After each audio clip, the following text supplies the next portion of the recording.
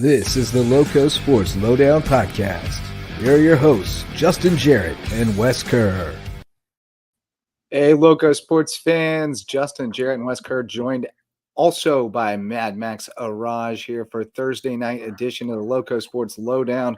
Starting to wind down the week, but certainly not a quiet night by any means on the LowcoSports scene. And in fact, it started with at lunchtime. Wes, you were on the call for some USCB softball this afternoon. They split a pair with UVA Wise. We'll dive into that a little bit deeper in a little bit with Brackin Lambert, who will also help us deal with a big headline in the LowcoSports scene today. Jay Harris stepping down as the USCB women's soccer coach. So we'll talk with Brackin a little bit more about that and kind of, put his time at USCB in perspective and kind of take a look at what comes next as they start a national search. And certainly you'd think it'll be an attractive job. So we'll get into that with some more depth. We're also going to have a visit a little later on from Maurice Crawford, who's the assistant coach for USC Salk men's basketball. And, we had Matt Lynch on a while back, and he suggested the next time we wanted to talk to him, he wanted to send his assistant to get some media training. Well, we need to talk to him tonight because they won tonight in their opener in the NJCAA district tournament. Number 7 seed knocked off the 2, big March Madness victory for Salk. So we'll talk with them about that. They also had some guys pick up one guy and some girls pick up some all-region honors, including Nikea Mitchell from Wade Hampton. So we'll talk with them a little bit about that as well. And then lots of scores from around the area, including Hilton Head Christian beating up on Buford again, 13-3, another big inning to break it open. Hilton Head Prep kept rolling. Softball JP2 beat up on Cross, had some pretty good soccer games as well. Bluffton over Hilton Head Christian 2-1 on the girls' side. So we'll get into all that a little bit later in the show. But first things first, let's talk Sand Sharks with our buddy Brackin Lambert. What's up? What's up, Brackin? What's up, guys? How y'all doing? I'm doing great. Doing good, man. Doing good. So where we want to start? Crazy day today, huh? In the SID world. Crazy day. In the middle of the season always mess you up. But Jay Harris moving on. Tell us more about that. So Jay's officially stepped down as the head women's soccer coach after 6 seasons. He will take up the same position at Barry University down in Miami Shores. And it's not so much more of it's a better opportunity or anything like that. It's more, it's a family move. Yeah. His wife is a tennis pro in Florida, and they've been doing the back and forth for a couple years now. So both his beautiful girls, Kaya and Nala, they need their mom. So yeah, and it'll be it's heartbreaking because Jay has built up a program here over the last 6 seasons. Ironically enough, he was actually hired on as the assistant coach in March of 2018 before Ed resigned. Ed Heberling resigned back in July of that year. And then Jay was named the official head coach, or the interim tag was removed after the 2018 season. So 6 great years for Jay. All-time winningest coach, 11 all-conference honors, or players with all-conference honors. Man, I'm just going to miss him.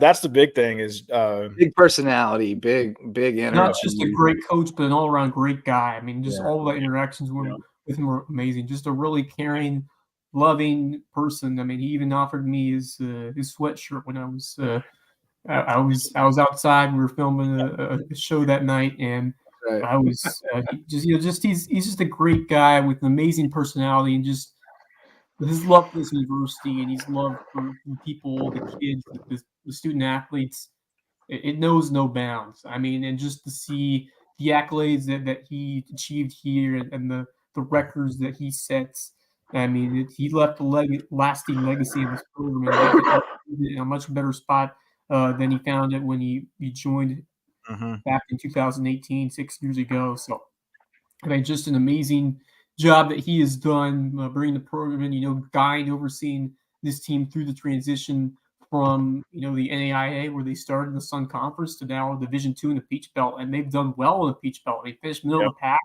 in just their second full year and pulled off a couple monstrous wins at home. Got to a really nice start in 2023, unbeaten first 5 games, so then followed up with a really excellent mark in 2024. So, I mean, just amazing work that he has done with this program. Just hurts doubly and triply, not just to see an outstanding coach go, but just a great leader, just an amazing person, and just a great friend. It's really heartbreaking to me. Yeah, but it's a great opportunity too for the university. I always view coaches leaving as a great opportunity because, I mean, theoretically, you should be a more attractive job than you were the last time you hired for it. So you should get the best candidate pool you've ever had, and you should have a chance to really kind of move your program forward in a real meaningful way, and to hire for the specific kind of character traits that you're looking for that may have been lacking, just to strengthen the program overall. So I mean, it's always tough when you lose somebody, but I think too, at this level of college athletics, you kind of got to know that if you got a rock star, they're going to get another job. Like they're going to get offered. They're going to move on. And he's a young guy and definitely has a real talent for recruiting and coaching, developing. So not surprised that an opportunity eventually came along that made sense for him.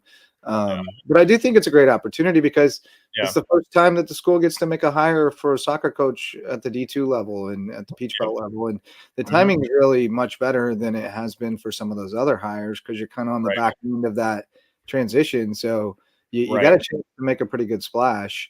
It's obviously a great place geographically to be. So, I mean, obviously, I know you guys probably don't have too many ideas yet about what you're looking for and the process and stuff, but any kind of insight you have on, kind of what the mindset is? Not yet. We're still, it's still pretty fresh. I officially found out over the weekend and then worked with Jay over the last few days and got the story together and worked with his new SID, who I hope he gives as much hell Barry as he has me, and I mean hell in a good way. The office is going to be a lot quieter without Jay in there. I'll say that much. By the way, I just saw him tonight. He was with his daughters at the Hilton Christian County Bluffton soccer game tonight. So he waved at the Yep. Not surprised. But well, so in terms of just like the day-to-day operations, assistant coach Dan Huff's going to remain on staff. That's one of the things that's going to kind of help keep the program in a stable position. Continuity. Yeah. So Dan will be there. Whether he applies for the job, that'll be up to him. But like you said, it's got to be a really, sought after position, I would assume, just for geographical reasons and for, being a new D2 program, great location. And just, I mean, last year you finished 5th in the conference and, you've got, I do know a couple of recruits, or one of the new incoming recruits has officially decommitted. Not a surprise. Yeah, I mean, that's what I would do. If there were a coaching change at the place I was committed to, I would immediately decommit and wait and see. And see. Absolutely what I would do. And then still no word about any players officially yet. We'll see. I mean, a lot of the team was a shock. Emotional. And these are the kids that this is Jay's class. This is the kids that he recruited. All of them. Yeah. Like at this point, there's nobody left over. Everybody's his. Yeah. And I think because Mari's class last year, the class of 2023, was his first full season. And so, it's going to be fun. I was really hoping for a regular off season, not having to go into the interview process. This summer was a rough one. To get a ton of looks. We had hired Coach Terica Harris for track and field, bringing on Sean Becker as our director of athletic compliance. So it was a busy off season this summer. But I hope that it's going to be, whoever we find is just going to be, is going to slide right in and just do, great things. I mean, we bleed Navy and sand, and it's a great program, and the girls are excited. Probably for a little bit of a new opportunity too. May give. Well, that's the thing is it's uncertainty, it's unknown, and that's why you would decommit, or that's why somebody might jump in the portal because they start thinking about the unknown and they get scared of it, and they'd rather just have the known. But the unknown can sometimes be really good. It's just you got to wait and see how it plays out. And I say if I was a commit, I would definitely decommit, but that wouldn't mean that it wouldn't still be at the top of my list. If the place still felt good and, you wait and see, and it's a good hire, you feel good about it, then you recommit. But as a person already in the program, I think I'd be hesitant to jump. I think I'd stay put and just wait and see. Cause it really could be, again, having, been through a few hires on the inside at USCB, I know the caliber of coaching candidates that every opening draws, and there will be some in there that you're like, whoa. And, some of those might not pan out when it comes time to talk about, the realities of the position. They may be just kind of testing the waters, but there'll be some that you're like, whoa, that's like a serious pedigree, serious resume. So I would advise them to sit tight and see how it shakes out. I mean, again, we got a women's basketball coach who was 20 years at Purdue. There's some serious people who want to be in this area, and the prospect of. And I think basketball has aided itself well because just to see success that's been translating throughout this athletic program. I just think now having basketball off to a great start just increased the prestige of what's going on in just the Division II landscape, and in turn that just continues to attract quality candidates to come over and apply and give themselves a shot to join, because they know it's something special is brewing when they see, of course, big things happening in the soccer field, but just across and all the improvements being made across the board, just the athletic environment in general, and that's something, those positive impacts are something that coaches love to be part of. So I expect to see some quality names and hires that'll potential hires that will stand out, and it'll be fun for me to kind of see how things play out over these next few months, and looking forward to and just excited to work with the new coach, whoever it may be. It's a fun, exciting time. Those are some big shoes to fill, man. Those are some big shoes to fill. Yeah. Well, it's not going to be too much of a crazy thing because we actually have Barry on the schedule for next year. In Miami Shores. Nice. So, that's funny. So that's going to be right now, because officially Jay's last day is not until the 25th, I believe. So I think as they're winding down, and the schedule was basically finalized previously. So, but just kind of funny. But yeah, 62 wins, 5 postseason appearances, 3 semifinals, 2 quarterfinals. The only year that he didn't make the postseason was the COVID-19 season, where everything was shortened, and it was literally just playing the same teams, 6 times. I think they played 18 games. Playing inter-squads within pod. Yeah, I think it was like you play SCAD. I think during that year it was SCAD, Thomas, and Coastal Georgia. It was like the 3 teams that we played. Just played a rolling round robin. Yeah, but but I wish Jay all the best, and I'm gonna miss him coming into the office and yelling my name. That's gonna be the biggest sadness. I mean, I'll miss his girls getting hyped next to me at the basketball games. That's how I knew things were getting intense. The more hype they started getting, the more intense it was. Yeah. Fellas, I think we need to do a road trip to Miami Shores when they go play Barry, man. I think we need to do a road trip. Be there. You go on. I'll stay back and mind the fun. Hey, man, I'm down. But how about softball today? Let's talk a little bit about softball today. Yeah. First game was no bueno, but game 2 they salvaged it, so that was good. I know, JJ. I know you hate the the title or headline or whatever, but it literally was the tale of two games. Like it was. Yeah. I hate. I mean, I use that headline. Stay away from it. I stay away from it. That's the first time I've used it since. But I was like, but it really. Come on, I taught you better than that. You knew better. Know better, do better. Yeah, I mean, like it. I mean, look at the game. I mean, it was completely. Find a different way to. He makes a good point. He makes a very good point there. It was two different games. Very, very different ball games. Yeah. I mean, I know. So I mean, from my perspective, it was, there was a first. You didn't say it was the best of times. It was the worst of times, did you? No. I didn't. I didn't No, I highlighted J.C. Coleman and Abby Ramirez, and I didn't say it was a tale of two games. No. Okay. Good. No, I said it here, but I never said it in the story. Okay. I thought you meant you put it as the headline, and I was like, no. No, I learned that from my football season with you, May River Lower State Championship game. The tale of two halves. Was the best of times. Was the worst. But no, I mean, literally, at the first inning, man, the Cavs came out there and they just were ready to hit. A couple of bleeders and a couple of balls that were just placed perfectly.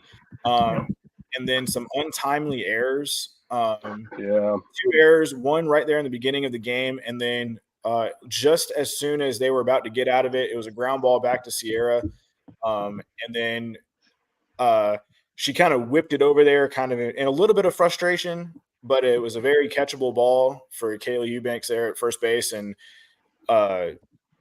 she had to lift up a little bit, but again, it wasn't an uncatchable ball, and she just whiffed. And that just added more to it. And then Sierra was only, Sierra just, I think at that point after that, it kind of just, it took Sierra completely out of her game. And, a couple of it was just I mean, that was a tough outing for her today.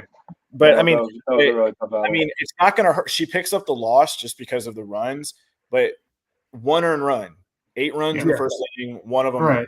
So it's not good for her run average. I mean, it's just unfortunate circumstances, and to see just it can get to you quickly, and it's just kind of everything that could go wrong in certain scenarios did.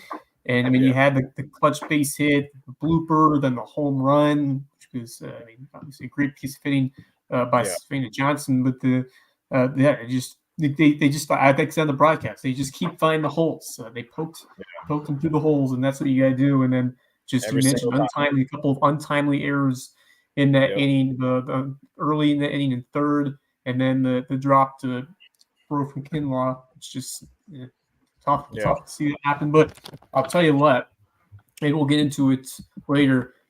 Despite a rough day for Sierra at Kinlaw, which it happens to the very best. How about the performance of the other 2 pitchers today? Outstanding. Yeah. Cassie Brundage was a friggin' rock star out of the bullpen. Our old friend Bob Cragen was out there, and he got in one heck of a picture of her. Just complete game face. That was a great one. And then Abby, in game 2, she just came out there and was a bulldog, man. I think it was known that she needed to go out there and throw some innings because it was needed. But honestly, I mean, well, as good as Abby pitched, I want to shout out our right fielder, man, J.C. Coleman. Man, she's a slapper. She doesn't do anything. Not doesn't do anything, but like she is a slapper. Yeah, there you go, Cassie. Nice. That's a good picture. I like that one. I like that. She's not known for her power stroke. Let's say that. Here we go. That was awesome to see that home run. Yeah, it was a very weird home run because it looked like the center fielder was going to grab it, or she did. She had her run and it dropped out of her mitt and then left the yard. It was a strange home run, but it counts all the same for Coleman. Just a great moment, and the fellow players, I mean, the teammates were just they loved it, and they were going crazy. It was great. Oh man, like we were watching it, and I was like, okay, I saw her trotting, and I was like, did she just hit that thing? Went out. What happened? Like in my head, she caught the ball, but at the same time, she ran into the fence. And it popped out. Ball went out. I mean, what was his name? Dwayne Wise, Chicago White Sox. Yep. A home run in all this sense, and then all of a sudden, the home run song played. It was, but man, I was so happy for JC, man. She, she was getting time early in the game, and then Saria Simmons got really hot there the last week before conference play started, and so she started taking over there in right field, and Tamaya Whitlock basically has left field locked down for a lot of it, because of her great defense, minus an error today, but she gets on base, and so JC was kind of the odd man out in the outfield because Darren Miller, is Andrew Jones there in center field, man. So great to see JC get out there, and man, she had 3 hits today, 3 ribbies. And this is her senior year. She's lightning quick. She had a great defensive play in right field, over the shoulder sliding catch into the track. So happy for JC. And then Abby, pitched her butt off today. It was great. She had 6 or 5 shutout. 6 shutout innings up until the last inning, and then 2 hits and a walk, loaded the bases with nobody out. Man, that was a little nervy. You trade the run. You trade the run for an out, and then she was able to buckle down and get a quick one, and then here it is, man. Saria Simmons. The home plate. Swinging a flare to left field on the run, a diving catch! Saria Simmons! Wes was hyped. And the Sand Sharks hold on! Love it. Great call, Wes. That was a good call, Wes. Nice, man. Wish you were there, though. Max. Meet the moment. Oh, yeah, I know. But you would have scared me when you screamed like that. You would have scared me. I would have been jumping out of my seat from that one. But yeah, jumped out the window and rolled off the roof. Yeah. It was great because it was hit off the end of the bat. It wasn't solid. It was a little blooper. It was like, oh man, with the way it kind of felt like today, it was like, man, it's gonna fall in. And then like, not another one. Yeah, that could have easily time run. I was like, oh my goodness. And then Saria just like full on Superman out there. Well, it's a dangerous play to die for it too, because if she misses it and it goes to the fence, you're putting the winning run. Right. Yeah, scoring position. Yeah, so it was it's a huge play, man. It's a huge play. Absolutely great. So thrilled to have a great defense back there. But I know you guys got other stuff to talk about. Real quick, track and field starts their outdoor season tomorrow in Jacksonville, and women's golf isn't a home tournament, but they're at home at Moss Creek, Low Country. So I'll be out there if you guys want to catch some great golf this weekend. A lot of teams out here at the Low Country Intercollegiate hosted by Wofford. So hope to see you guys out at the course.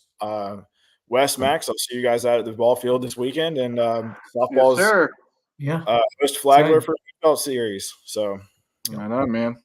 We appreciate you, and we'll see you soon. All right, guys. I'll see y'all later. Fins up, man. Fins up for Brackin Lambert from USCB, giving us a scoop on the soccer coaching opening, and the Sand Sharks with the split on the softball diamond today. Great call on the diving catch. Yeah, nice one, Wes. It's a good thing. It's a good thing for USCB to get that win. They needed that win desperately because, you had a real rough series against USC Aiken. You come in to play UVA Wise, had a rough first game. Yeah. They needed that win desperately, especially going into a weekend series with Flagler. So that was a good win. And Wes, you would have scared the bejeebers out of me with that call. I'm not lying. You would have scared me if I was sitting next to you for that. But anyway. Sometimes you have to really capture the emotion of the moment and how much. Absolutely, sure. You gotta need it. Unexpected. I will mention. I will mention I did scream on Buford's Zone tonight. Javon wasn't sitting next to me at the time. He was fixing cameras. I did scream on a base hit when 2 runners scored. So yeah, I know that feeling. You got to have that energy, that vibe, man. So anyway. Well, the MVP sponsors of Lowco Sports make this all possible, and it all starts with my wife, Megan Jarrett, the official realtor of Lowco Sports. She's with Anchor Home Group of Keller Williams, the Low Country, and she'd love to help you find your place in the Lowco and put down an anchor in the best place. So call on Megan Jarrett, the official realtor of Lowco Sports, and my wife, the Homegrown Home Inspections. That's the official home inspector of Lowco Sports. Jan Lucas and his team are the best in the business when it comes to making sure you're making a great investment in the real estate market. They're going to look over your home from top to bottom. And if you're building a new home, you got to have a phased inspection from Homegrown Home Inspections to make sure it's built right every step of the way. Call on Homegrown Home Inspections, official home inspectors of Lowco Sports. Mickelson Law Firm is our official real estate closing attorney and our original sponsor since 2017. Ryan and Tiffany and the Mickle Squad have been supporting us, and they are our presenting sponsor of our HHCA coverage, which we'll be talking a little more about HHCA baseball with another big win tonight. So thanks to Mickelson Law Firm and Hospice Care, the Low Country, only not-for-profit hospice provider in Southern Beaufort County, and the official Hospice Care of Lowco Sports. At Hospice Care of the Low Country, it's not about dying, it's about living. And you'll be living it up if you get a ticket to that yacht hop. Yeah, one thing about that, I had fun calling that catch, but at least it wasn't Joe Castiglione falling out of his chair when Andrew Benintendi made that game-saving catch in the ALCS against the Astros. Yeah, nice. Good call on that one. No, that was a great call. I love that call, Wes. I like a little gain on my my game-winning calls. I want to hear it. I want to feel it. But guys, some news tonight that we kind of lost track of these guys a little bit over the course of the season, but USC Salk just kept rolling along. The men kept having, a solid year. Got into the district tournament here, Atlantic District Tournament, where they were the number 7 seed, taking on number 2 seed tonight, which was Brunswick, and they pull off the 84-78 win to stay alive. Yeah. We got some highlights queued up. I'm going to get ready for us, and we got Coach Crowder, the assistant coach, waiting in the green room. We're going to chat with him here momentarily, but here we go, Coach Crowder. Coach, what's going on, man? Hey, what's up, guys? How's it going? Doing well. You're up in North Carolina, up in Hickory, for the district tournament, and you guys going in there with nothing to lose, right? I mean, number 7 seed, you got to win the thing to go to the dance. Came out tonight against the number 2 and got the dub, 84-78. So, catch us up a little bit. Just about it's been a whirlwind season. We're kind of at the tail end of it here, but catch us up a little bit about how it's been for Salk this season. And, about the big win tonight, of course. Yeah, man. So as you know, we have all freshmen. And so, it's been an up and down season. Just trying to keep them, motivated and focused, and having 9 international players, them getting adjusted to the U.S. and all those type of things. So tonight, go to tonight's game, man. They played hard. We on the 4-game winning streak. As you guys know, we knocked off Caldwell, which is the number 1 seed, so that gave us a lot of momentum. So we just kind of feeding up that momentum. 15.5 points. Keep talking. Yeah, so like I said, we just feeding off that momentum from the Caldwell win. And tonight's game, Coach Shaw, he has those guys playing hard, over there at Brunswick. Very good team, well coached. They play hard, but our guys, man, they just kept fighting all game. We took a few leads and they made a few runs, and from that we just kept our game playing, and played a lot of good defense, shared the ball well. That was a big plus for us. Grayson Kirk, he played well for us. Justin Baxter, big, he played well on the low post. A lot of big rebounds from Jaden Patella. So we played overall just a great game today. Outstanding. Yeah. Coach, you mentioned a couple international players coming to join your team. Just talk about how they've assimilated themselves and the culture here that you've established and how they've kind of grown to fit the needs of this team throughout the process? Yeah, those guys work hard. Nevada Higgins, which is newcomer of the year, and he made all region team. He's adjusted well. Those guys come in, you walk in the gym, those guys are in there working hard, shooting free throws, getting shots up. As far as the culture, they're adjusting very well. Chick-fil-A, I think, is their favorite place to go. All those type things is, shock to them. So every chance they get, they want to go to Chick-fil-A and, get a Chick-fil-A sandwich and Chick-fil-A sauce. That's all they talk about. But you take them to the cookout yet? Listen, they live at Cookout. I was going to say, that's where I hit up every time I'm in Walterboro. I'm always hitting up the Cookout. Hey, I think the milkshake is the best thing ever created for those guys. It was for me when I was in college. Yeah. But it's fun to be around those guys. Very fun, just learning a little bit about their culture, and they learning a lot more about our culture. They're adjusting well in the classroom. We had a 3.3 GPA, overall. So those guys are really coming over here and fitting well into what we do. Outstanding, man. So you got there was another upset on the other side of the bracket, on your side of the bracket, with Richard Bland knocking off the 3 seed. So I got 6 versus 7 tomorrow. You always love to see that. How'd you match up with them during the season, and what do you know about them? How you like the matchup tomorrow? So Richard Bland plays extremely hard. Scrappy team, going to do all the dirty work, 50-50 balls, well coached as well. First showing, I think we lost about 2 at their place, and then at our place, we struggled a lot with them. But I think right now, the way that we're playing, it'll be a good matchup tomorrow. I think we should be able to pull it off. But, like I say, the guys got to just keep playing hard, and we'll see what happens. Amen. Hard to beat a good team 3 times. So that's right, man. You got that in your favor. You guys were featured in the New York Times recently. Coach Lynch, as we noted the first time he was on our show, the first openly gay men's basketball coach in the country. And, that's obviously got some notoriety. But then, like you mentioned, you've got this influx of international players who have come into small town South Carolina and Walterboro. And so it's like this great story, so many different elements to it. But, could you have ever imagined when you came on at USC Salk that you'd be featured in the New York Times? I mean, it's a wild ride, man. Nowhere near, man. Mind blowing. Unbelievable stuff. You mentioned Nevada Higgins winning newcomer of the year. Talk a little bit more about his game. Obviously you'd have to think that's a guy who's going to go on after his time here and play at a high level somewhere. Yeah, Nevada Higgins, love him personally. Great personality, hard worker.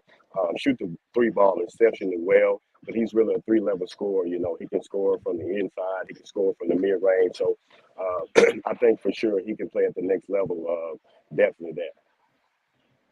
And on top of what Higgins has done, how about what the women's team has accomplished this year with 4 of the women's players named All-Region, including one of our very own Lowco alums, Nakia Mitchell, who averaged over 8 points per game. So I'm sure you've been following deep in what the women have been doing, and that's got to be a big accomplishment when you get 4 earning All-Region honors. Right. I'm just proud of Coach Dukes, what he put together this year with those young ladies. They work hard as well. We come in the gym, they ask them, hey, Coach, what time y'all finish so we can get some shots up? And it paid off for them. So I'm very proud of them. My hats off to them as well. You got to work if you want to go that JUCO route, man. That's the only way it works at the JUCO level. But you got any questions for him, Max, before we let Coach go? Yeah, you guys got your game tomorrow against Richard Bland, right? And what is y'all's mindset? What is your strategy for Richard Bland going into that game tomorrow? Match their energy. Get all the 50-50 balls because they're going to play hard. So we have to match their energy. We got to come out, hit first, get all the offensive rebounds. They have a very strong guy, number 10. He plays exceptionally hard. So we got to make sure we box him out, get the rebounds. So once we do that, I think we'll have a good game tomorrow. Very good, man. Well, hopefully we'll be talking to you guys again tomorrow night when you are celebrating another win and getting ready for a district championship game. Absolutely, man. I appreciate you guys. Take care, Coach. We appreciate you. Take care. All right, man. Talk to you later. Coach Crowder from March is here. The madness has arrived. Yeah, madness is here, man. We got a little taste some of madness. upsets. Yeah. Yeah, I came across that today. I saw, oh, shoot, they started their tournament today. I was like, we better keep tabs on this. And then I got home from coaching softball and they beat Brunswick. So game and saw the win, and I was like, let's go. Yeah. So that's a big win against Brunswick. That's a huge win against Brunswick. Yeah, it's it's the 1 seed Caldwell. They just beat them last week, and now they knock off the 2 seed tonight, and now they get the 6. And now, see, the cool thing is you get to assume the path of the team you beat, and sometimes when you get that first win, it puts you in a good spot. They're in pretty good shape. The crazy thing is they're such a young team too. I mean, extremely young, all freshmen, a lot of international players. So you got to find a way to have a chemistry going there, especially when it's a lot of new players on a team and stuff like that. So for them to be able to do this, towards the end of the season, going into this tournament, beating the number 1 seed and now beating the number 2 seed, it's extremely impressive. So, hats off to them, man. Yeah, man. That's really cool. Glad we could catch up with Coach Crowder, and we'll definitely keep tabs on him tomorrow night as well. And I'll see if I found a YouTube link for live stream tonight. Hopefully they're running it again tomorrow. Should be, because it's at Catawba Valley and it's their YouTube. So we'll make sure we get that out on social media if people want to follow USC Salk in the tournament.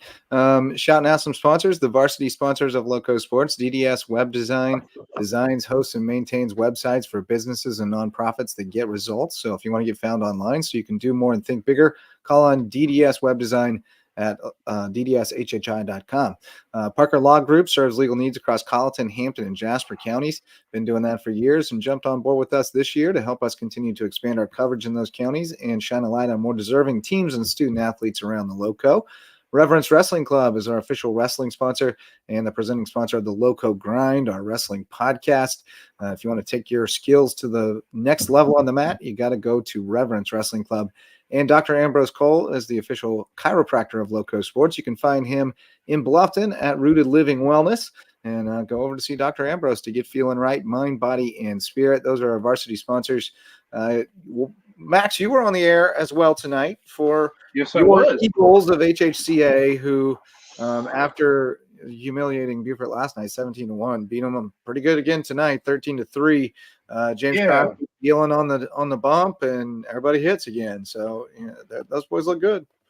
Yeah, they look really good. It was a much different game today, to be honest. You see the score, but it doesn't really show the whole picture. It was a tie game going into the 4th. 7-run inning. The Eagles get a 7-run inning. The different thing for tonight is Beaufort did a much better job holding off on errors. Only 3 errors tonight, so they had a much better game today. And they kept Hilton Christian Academy in until the 4th, and the bats just started going for the Eagles. They found ways to get walks, get runs batted in, stuff like that. Good night for James Crosby. I'm trying to find some of his stats here. Once I do, 5 2/3. I'm looking at the Beaufort stats, so they could be slightly different. But 3 runs, 2 earned, 5 hits, 2 walks, 6 Ks. Dylan Clark only got the last out. Yeah, so a good night for him. Really good night for Slade at the dish. 2 for 2. Yeah, he did. He was fantastic tonight. Yeah, he was absolutely fantastic tonight. He did a good job. Should mention Cody Bratt was out tonight. I'm not sure why. I assume they were giving him a day of rest, possibly. I don't think it's an injury. As far as I know, I talked with J.W. Wilkerson after the game tonight. I did not ask him about Cody Bratt, but I assume he's just getting a day of rest. He was at the game today, so I'm hoping that's a good sign. Yeah. I talked with J.W. Wilkerson after the game. I asked him, you guys have 5 wins in a row now. Now you're going into probably your biggest region matchup for your season. You play Prep on Monday and Wednesday. I'm hoping to be out for the Wednesday game at Prep. I asked him, what is y'all's mindset? Because they're a very well-coached team. They're very smart. They can play smart when they need to. So what is your mindset going into this? And he was like, we just got to play like we played all season long. We don't need to change anything. We're playing so well. We just got to be ourselves. Do what you do, and stay motivated. Which I was at that Hilton Head Christian Academy game last week, and they were up 9-4, but they just didn't look motivated at all. I mean, they were just playing like it was just a normal game. I was like, come on, man, it's Hilton Head High School. Actually be excited about it, And so I asked him, like, how do y'all keep this team motivated? And, he said, we just got to, follow our steps. We got to, sometimes we got to yell at these players, like, just find ways to motivate them. And it's never easy with any team, like, to keep a team motivated. So, if they can stay motivated, they can stay playing together as a team well enough. They can play against any team in this low country area. Yeah. I mean, so I mean, they're a really good team. It was a great game to start off. The first 4 innings, really good pitching matches between Dylan Rast and James Crosby, and it just kind of fell apart for Dylan Rast in the 4th inning. And Christian Academy ended up 10-run rule in the end, scoring 5 runs in the bottom of the 6th to get the job done. So. Again, good win for Hilton Head Christian. You really hope Buford can get a win on Friday night because, boy, not having a win this week in 4 games in a 4-day span, that's rough. That's really rough. And so I hope they can play well because they played really good for 4 innings and then it just kind of fell apart for them defensively. So I hope they have a good game against Philip Simmons tomorrow night. We shall see. But, again, good win for Hilton Head Christian. They got Hilton Head Prep up next at Hilton Head Christian on Monday, and then they're at Prep on Wednesday. I should be at the game on Wednesday. I won't be able to make it to the game on Monday, but it should be a good series between 2 well-coached teams and probably the 2 best teams in SCISA 3A right now. Yeah. 2 really good ones. That's JP2 is close though. Really good series. They're not. JB2's not far behind. I still think it's Hilton Head Prep, Hilton Head Christian for that region spot. I mean, JB2's good, but they're not good enough. If that's a better way of saying that. They're better than they've been, but they're still not there. Yeah, they're still not there. As good as they've been. So how about our guy Willie Korn right back in it today? 2 for 5. Unfortunately, they're losing the 10-inning game. They lost in 10. Yeah, what a game that was. They run Guthrie went deep too. Yeah, we were watching that while we were doing the Buford Zone. I made the update. I announced the update, and I was like, "Wow, they're in the 10th inning. This is a 5-5 game. This is a really good game." Yeah, against Barnwell. Tough loss for May River, but what a game that was. Going extra innings, extra innings. It says Barnwell's pretty tough. It says a lot about May River's pitching depth that they were able to just hold off for that long. 10 innings worth of arms left after 2 against Bluffton this week. Yeah, that's great. Yeah, pretty good stuff. So they got the weekend. They got the rest at the end of the season. If you're trying to play in a tournament setting, you've got so many games in just a few days. You got to be built like that. And the really yeoman's effort from so many guys on that roster, and then Willie Korn just continues to rake at the plate. Extra base hit 2 for 5, and Trace Mishik also with 2 as well. But Guthrie with the homer. Yeah, very nice. Yeah, you run. Good game. Good game for May River. Yeah, not the way they wanted it to go, but that was a hard-fought game for them. Heck of a fight. But they'll be tough out. They'll be tough out down the stretch this season. But Hilton Prep 10-0. Took care of business. Nothing too surprising there.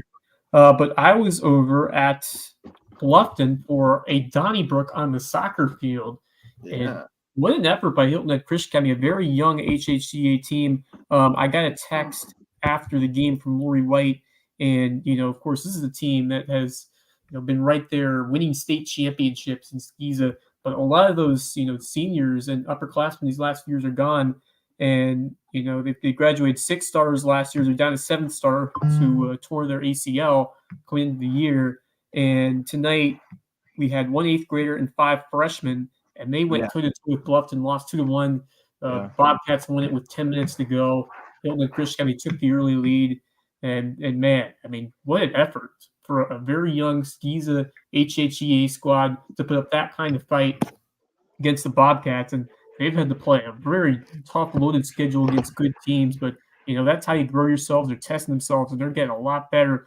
And, this is a squad that if they can really find it and build that chemistry with all these young players at the end of the season, they could make some noise. And obviously, Hilton Prep certainly looks like the gold standard, and they're still having a solid year. But keep an eye on HHCA and what they do, because if those young players start to gel, they'll be dangerous. But just what a great soccer game this was.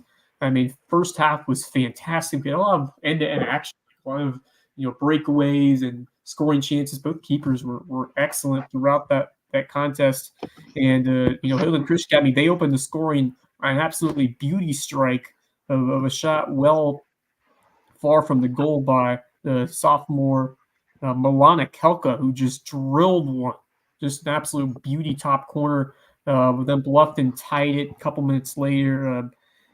Brisada Andrade equalized late in the first half, and then a couple of big saves by Hilton Head Christian Academy and their goalkeeper, who played extraordinarily well. Bluffton was, I think both keepers made some big saves. Actually, so did the Bobcats goalie, and I believe it was HHCA had like a one-on-one or a breakaway opportunity, and Bluffton's keeper made a big stop. I think so. Just a couple, fun sequences to watch early in that game. It stayed 1-1, and it got really tight. Although Bluffton really controlled the play in the second half, and then they had a couple of near misses, and then they finally scored with about 10 minutes left on a beautiful setup. She found forward Logan Young back post, and she just slided it in. But I mean, just a great setup there, and they just really found their spark and found a new gear in that second half, and just kind of really controlled the play, and they were able to make good passes, and eventually they found some good looks and one went in. So just a great soccer match, and a lot of credit to Hilton Christian County for a young team by the way they battled against Bluffton squad. So you got a lot to be happy about if you're Lori White and the coach of the Eagles after what they showed you on the field. Right on, man. Some other results around the area tonight. We went through most of the baseball. We had some boys lacrosse. Heathwood Hall beat Hilton Head Christian. I haven't seen the score yet. I just know they lost. That was another one of those Twitter posts that didn't have a score, so it must have been bad. Oceanside 14-4 over Hilton Head boys. So Oceanside flexes a little on the Seahawks. Savannah Country Day beat Bluffton 16-5. Baseball, we mentioned HHCA 13-3 over Buford. Barnwell 6-5 over May River in 10 innings. Hampton County beat Woodland. That's the other way around. Woodland beat Hampton County 9-4. Hilton Head Prep beat Battery Creek 10-0. Softball, Patrick Henry 16-6 over St. John's Christian. Woodland 20-0 over Hampton. John Paul 16-0 over Cross. Girls soccer, you mentioned Bluffton over Hilton Head Christian. Bridges Prep 2-0 over Patrick Henry. JP2 4-2 over Coastal Homeschool. It was, I think they were down 2-0, and 2 goals from Hollis Melnick to pull it even. Evelyn Melnick scored the go-ahead goal that ended up being the good game winner, and then Ayla Reynolds tacked one on. She also had 2 assists. Trinity Grace Maxwell 5 saves. Boys soccer, Ben Lippin 3-2 over Hilton Head Christian, and boys tennis 4-2 Hilton Head over Bluffton.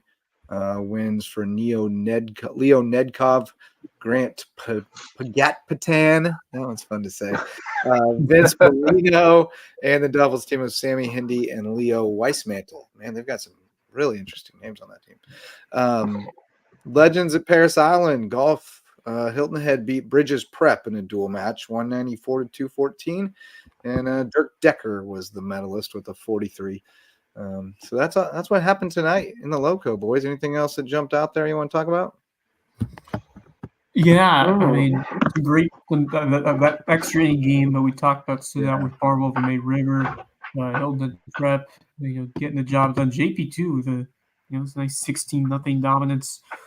Keep an eye out for the JP2 softball program. They've been making some waves this season. And then same thing with that JP2 girls soccer team, Trinity Grace Maxwell. She is a Southern goal. I mean, she was terrific last year, and once again, she continues to really be a spark plug in making big saves and keeping her team in some contests. And obviously 4-2 over Coastal Homeschool. That's when you should win. They did. Hollis Melnick with a pair of goals, as you said. Then British Prep with a clean sheet 2-0 win over Patrick Henry. So a lot more soccer Thursday. It's not the busiest day for soccer-wise, but we'll have a lot more action as we go on. And Hilton Head Boys Tennis. Grant Pagapaton. I've known that family for a long time. And yeah. Pagapaton. That's a tough one for me. I always struggle with that one. Now I know. Pagapaton. All right. Got it. Pagapaton. It's a great name. But anyway, fellas, let's shout out the Lowco Booster Club, and then we'll do our shout outs and look ahead and call it a night. The Lowco Booster Club supports us, and that includes Port Lifestyle Pros, part of the Charter One Realty Group. Low Country natives Daniel and Debbie Court would love to bring you home to Hilton Head Island. Revive Rehab, Women's Health, and Pelvic Floor Physical Therapy.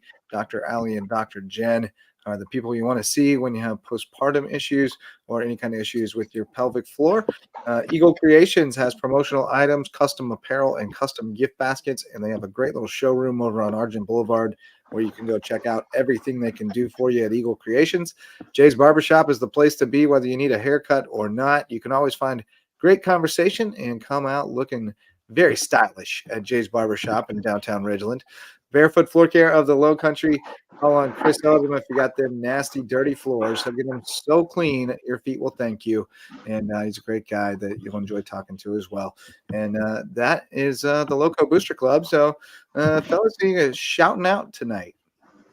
I'm going to have to go with a couple of USCB Sand Sharks. First of all, Abby Martinez gets my first one. She was sensational. Abby Ramirez, rather. She was sensational.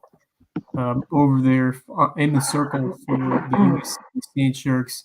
And I remember watching her in the past and just seeing the way she works and how dialed in she is, and took it to another level against the strong team that, they showed what they had, a quality lineup. And, despite hitting just 254, they had some batters who were really finding their stroke early in that first game of the series. But, going into the second game, Sand Sharks knew they needed a good performance from their starter, and she gave it to them and so much more in that 3-2 win. And obviously, I think she learned a lot from what happened in that last inning. I mean, you're really starting to find what you have at this level, and going the distance is not easy against any Division II team. I mean, you're going to have hitters that are going to test you, especially the third, fourth time in the line through the lineup.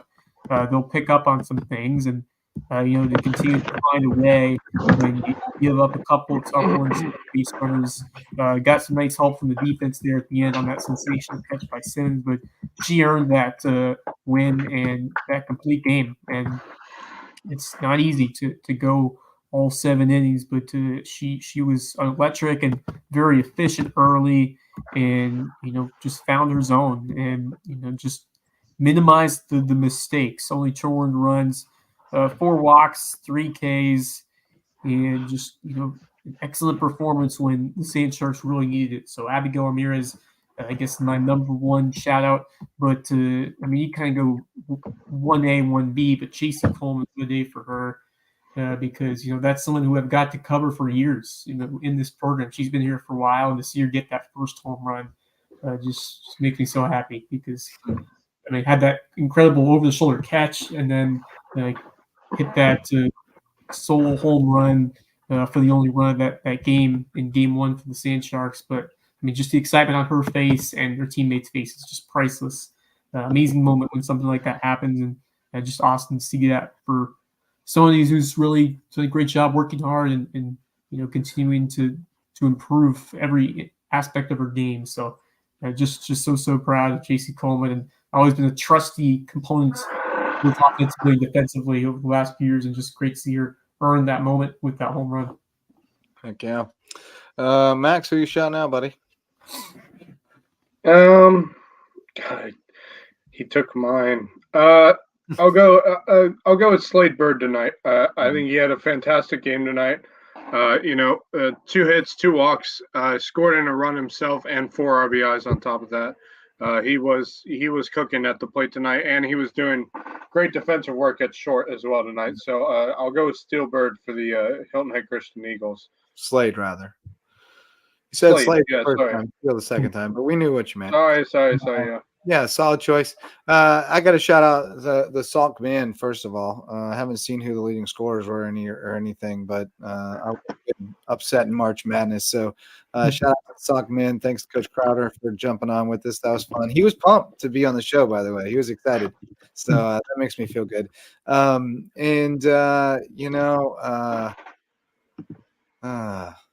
What else? Yeah, Salk man, and I'll shout out Ayla Reynolds as well.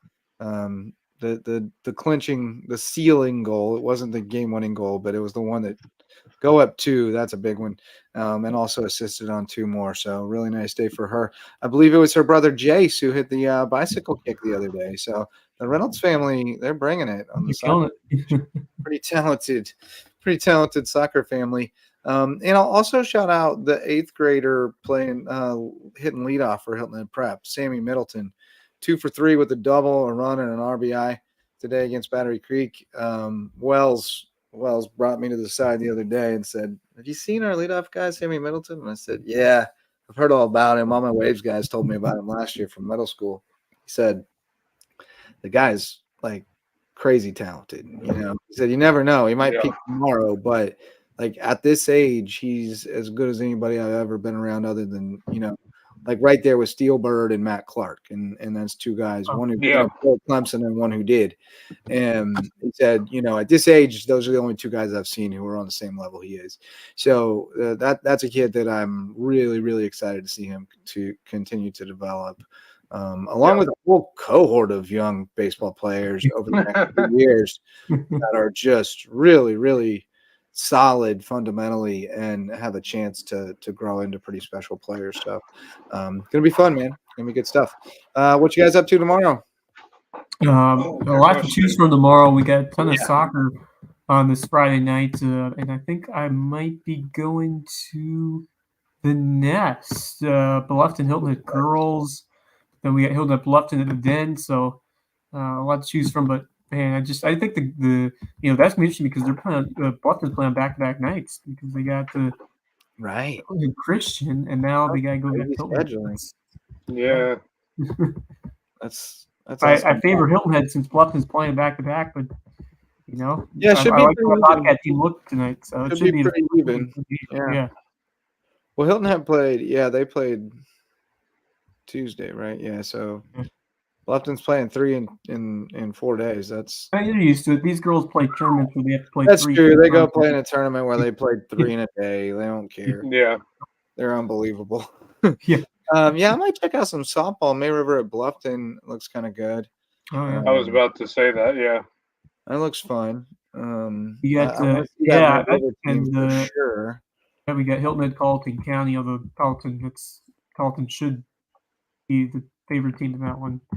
Hilton Head is since Hilton Head Hilton Head program is and then Delcy Swift graduated last year. She's at Jacksonville, so like they're very, very young.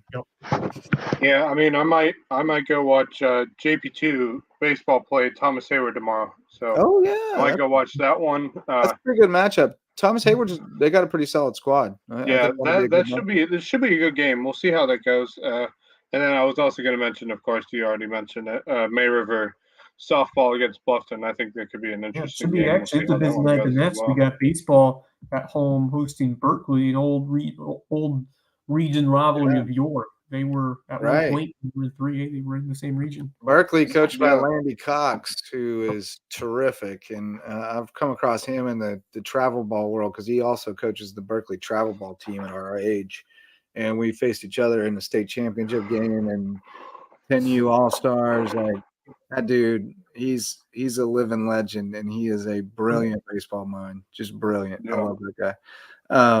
You also got. Buford at Battery Creek, soccer. both Soccers, Buford at Battery Creek. So that's a big rivalry matchup. You got Carlton Prep, Andrew Jackson baseball. They don't like each other one bit. No. Yeah, they hate each other. They hate each other. Nobody likes Andrew Jackson, from what I can tell. I haven't been told otherwise. So. And then you got USCB North Georgia, first game of that baseball series on the road. The Sand Shark women's golf team playing in that Low Country Intercollegiate at Moss Creek, and track and field down at Bob Hayes Invitational. So busy day. We'll have a lot to talk about tomorrow night, fellas. Should be a good time. Yes, sir. Be sure to make plans to tune in with us tomorrow, 10 o'clock, and we'll see who we can round up for guests. But Coach Crowder is already planning on being back to tell us about another dub for Salk. So we'll go ahead and pencil him in at some point tomorrow night, and we'll see what else pops up. That was good stuff. Well, thanks so much to Coach Crowder, as well as to Brackin Lambert, for jumping on and talking with us. Shout out to Jay Harris. Happy trails to him down in Miami. Hope everything works out great for him and his family. I'll definitely miss seeing his little girls getting hype at the Cove, but wish them well. And shout out to all of our sponsors for making it all possible, as well as all of you who showed up to listen or watch. Our ranks are growing each day. We're doing well, boys. Love doing this show with you. Can't wait to do it again tomorrow night. Till next time, for Max Arraj and Wes Kerr, I'm Justin Jarrett. Go Loco. The Lowco Sports Lowdown podcast is a production of Lowco Media LLC and LowcoSports.com, an independent media outlet providing grassroots local sports coverage in the South Carolina Lowcountry. We are sustained by community support from sponsors and patrons like you. Get in the game with a monthly pledge of $1 or more at patreon.com/LowcoSports to keep us going and growing.